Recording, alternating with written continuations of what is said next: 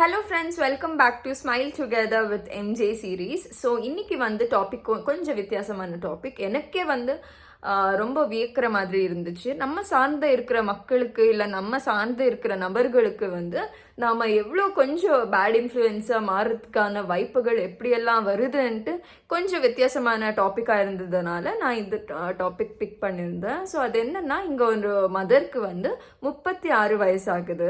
So அவங்களோட பெண் குழந்தைக்கு வந்து 10 வயசாகுது.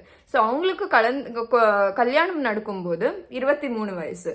ஸோ வாழ்க்கை முறையில் அவங்கள வந்து அவங்களோட சுயத்தை தொலைக்கிறாங்க. அவங்களோட கெரியர் எல்லாமே ஃபேமிலிக்காக நம்ம முன்னாடி ஜென்ரேஷன் எல்லாம் எப்படி இருந்துச்சோ அதே மாதிரியான சராசரியான வாழ்க்கை வாழ்கிறாங்க. ஸோ அதில் வந்து அவங்களுக்கு குறை சொல்ல முடியாது, இல்லைன்னா அவங்கள சார்ந்து இருக்கிற மக்களுக்கு கூட நம்ம குறை சொல்ல முடியாது. பட் இங்கே என்ன இருக்குன்னா, அவங்க குழந்தை வந்து ரொம்ப அலட்சியமாக இருந்திருக்கா. லைக் படிக்காமல் விளையாட்டுன்னு பார்க்குறதா இருக்கட்டும், இல்லை மொபைல் யூஸ் பண்ணுறதா இருக்கட்டும். ஒரு அம்மாவாக அந்த ஆதங்கத்தை வெளிப்படுத்துகிற முறையில் அவங்க என்ன சொல்லியிருக்காங்கன்னா, இதே பாரு, இந்த மாதிரியே இருந்தேன்னா நீ உன்னோட காலில் நீ சுயமா நிற்க முடியாது, அதனால நீ படிக்கணும், நீ படிச்சாதான் உன்னோட லைஃப் வந்து ரொம்ப பியூட்டிஃபுல்லாக இருக்கும்னு சொல்லியிருக்காங்க. ஸோ அந்த பொண்ணு போகிற போக்கில் என்ன சொல்லிட்டு போயிருக்கான்னா, நீயும் தான்மா அவ்வளோ படிச்சிருக்க இவ்வளோ படிச்சிருக்கன்னு சொல்கிற, ஆனால் என்ன நீ என்ன பண்ணியிருக்க, வீட்டில் தானே சும்மா தானே இருக்க, அதுக்கே படிக்கணும், நானும் உன்ன மாதிரி தான் ஆக போகிறேன்ட்டு போகிற போக்கில் சொல்லிட்டு போயிட்டுருக்கா. ஸோ அந்த ஒரு மதருக்கு வந்து அது எவ்வளோ டிப்ரெஸ்டாக ஃபீல் ஆயிருக்குன்னா, அவங்களுக்கு வந்து அவங்க வேலைக்கு போகணும், சுயமாக நிற்கணும், சம்பாதிக்கணும், இந்த மாதிரி எல்லாம் கனவுகள் நிறையவே இருந்துச்சா. பட் ஃபேமிலி சுச்சுவேஷன்னால இல்லைன்னா அவங்க வீட்டில் உள்ள ஆட்கள்னால அவங்க போக முடியல. ஸோ அது வந்து எவ்வளோ பேட் இன்ஃப்ளூயன்ஸாக அந்த குழந்தைக்கு ரெஃபரன்ஸாக போயிருக்குன்னு அவங்க வந்து ரொம்பவே அந்த ஒரு மனப்பக்குவமில் எனக்கு மேல் அனுப்பிச்சிருந்தாங்க. எனக்கே பார்க்கறதுக்கு சேடுன்னு தான் இருந்துச்சு. ஸோ நான் வந்து அவங்க குழந்தைக்கு அட்வைஸ் கொடுக்குறதோ அதெல்லாம் நான் இங்கே பண்ண வரலை. ஸோ நான் உங்களுக்கு ஒரே ஒரு சின்ன சஜஷன் தான் கொடுப்பேன். அந்த சஜஷன் என்னன்னா, நீங்கள் மென்ஷன் பண்ணியிருந்தீங்க எம்ஏ தமிழ் லிட்ரேச்சர் படிச்சிருக்கீங்கன்னு.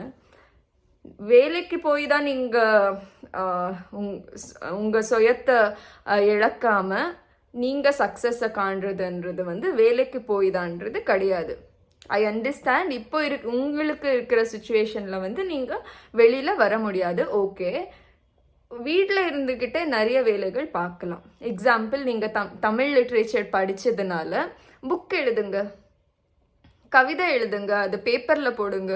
அந்த மாதிரி உங்கள் குழந்தைக்கு கூட அதை தெரிய வேண்டாம், யாருக்குமே தெரிய வேண்டாம். ஒரு பஞ்ச் ஆஃப் ஒரு 100 ஃபார் எக்ஸாம்பிள் சொல்கிறேன் நான். அதை பற்றி எனக்கு முழு விவரம் தெரியாமல் நான் பேசக்கூடாது. பட் ஸ்டில் ஒரு 10 கவிதை இல்லைன்னா 20 கவிதை அந்த மாதிரி எழுதிட்டு ஒரு செட் ஆஃப் கவிதை உங்களுதுன்னு இருக்கும் இல்லையா, அது வந்து நீங்கள் பப்ளிஷும் பண்ணிட்டீங்கன்னு வச்சுக்கோங்க. பப்ளிஷ் பண்ணதும் இது யார் எழுதுனான்னு தெரியுமா உனக்கு, அம்மா தான் எழுதுனன்ட்டு உங்கள் குழந்தைக்கு சொல்லுங்கள். இதுதான் படிப்பு பண்ண முடியும்.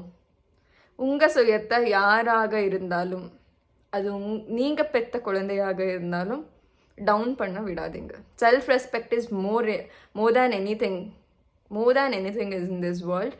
அதுவும் நீங்கள் பெற்ற குழந்தையாக இருந்தாலும் சரி, இல்லைன்னா உங்களை சுற்றி இந்த நபராக இருந்தாலும் சரி, உங்கள் கணவனாக இருந்தாலும் சரி, உங்களை பெற்ற அப்பா அம்மாவாக இருந்தாலும் சரி, உங்கள் செல்ஃப் ரெஸ்பெக்ட் உங்கள் கையில் தான். ஸோ இது பண்ணி பாருங்க, கண்டிப்பாக மாறும். அந்த ஒரு மைண்ட் செட்டிலிருந்து அந்த குழந்தைய எப்படி மீட்டி கொண்டு வர்றதுன்றது உங்கள் கையில் தான் இருக்குது. நீங்கள் படிச்சிருக்கீங்க, எஸ். வீட்டில் டியூஷன் சொல்லி கொடுக்கலாம், நிறைய பண்ணலாம். நான் வந்து கொஞ்சம் சஜஷன்ஸ் தான் சொல்லியிருக்கேன் உங்களுக்கு. ஸோ நாம் வந்து பேட் இன்ஃப்ளூயன்ஸாக பேட் ரெஃபரன்ஸாக நாம் குழந்தைக்கு இருக்கிறோமோ அது வந்து நம்மளோட மிஸ்டேக் தான். ஸோ எப்போவுமே குழந்தைக்கு வந்து சோறு ஊட்டுறோமோ இல்லையோ அது செகண்டரி தான். என்னை பொறுத்த வரைக்கும் ஒரு குழந்தைக்கு, எஸ்பெஷலி பெண் குழந்தைங்களுக்கு கான்ஃபிடென்ஸ் ஊட்டி வளர்க்கணும். ஃபஸ்ட்டு திங் கான்ஃபிடென்ஸ் ஊட்டி வளர்க்கணும். அவளை வந்து எக்ஸ்ப்ளோர் பண்ண விடுங்க. வீட்லேயே பொத்தி விளக்கணும்ன்ட்டு கண்டிப்பாக நினைக்காதீங்க. நிறைய கிளாஸஸ்க்கு விடுங்க. இப்போ அவங்களுக்கு வந்து ஏஜ் அவங்களுக்கு புரியாமல் இருக்கலாம், பட் ஒரு 20-25 இயர்ஸ் லேட்டாக கண்டிப்பாக அவங்களுக்கு புரியும். அன்னைக்கு வந்து உங்களுக்கு உங்கள் பொண்ணு பெருமையை சேர்ப்பா. So thank you. Signing off Munisha Jayakumar. And இன்னொரு ஒரு விஷயம், என்னோட மெயில் அட்ரஸ் வந்து smile2gether@gmail.com. டிஸ்கிரிப்ஷனில் கூட இருக்குது. உங்களோட ஸ்டோரிஸை எனக்கு மெயில் பண்ணிங்கன்னா நான் அதுக்கு ரிப்ளை கூட பண்ணுவேன். அந்த ரிப்ளை பண்ணி ஒரு 1 வீக்கில் வந்து உங்களுக்கு வீடியோ ரிலீஸ் ஆகும். ஸோ அவ்வளோதான். So thank you friends. So Iraq, Sri Lanka இங்கேருந்து கூட வியூவர்ஸ் வந்துட்டு இருக்காங்க. ஸோ அவங்களுக்கு எல்லாருக்குமே நன்றி. அண்ட் இந்தியாவிலேருந்து வந்து ஆல்மோஸ்ட் 80% பார்த்துட்டு இருக்கீங்க. அண்ட் 7% ஈராக்லேருந்து இருக்குது. அண்ட் 13% ஸ்ரீலங்காலேருந்து பார்த்துட்டு இருக்கீங்க. ஸோ உங்கள் எல்லாருக்குமே big big big thank you. And signing off. By.